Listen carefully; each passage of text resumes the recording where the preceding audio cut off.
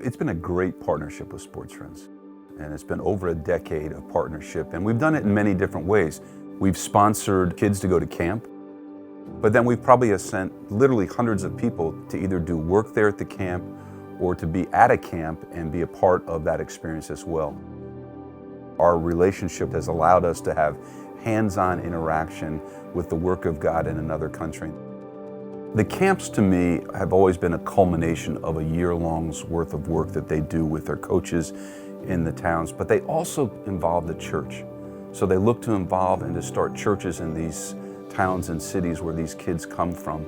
And so to me, it's a ministry that blends a universal language of sports and a love for sports with the local church.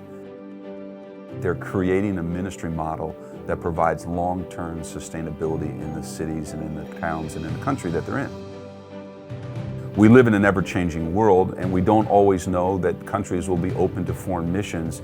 And so for the gospel to have ongoing impact, it comes because of the training and the discipling that Sports Friends does at a local level that then through the local churches will survive even if missionaries are no longer allowed into that country.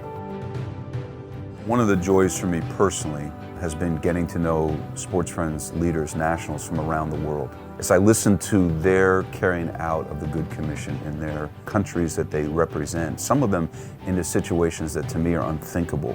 What it does for me is it opens up the world to me and helps me realize that the gospel of Jesus penetrates all kinds of cultures.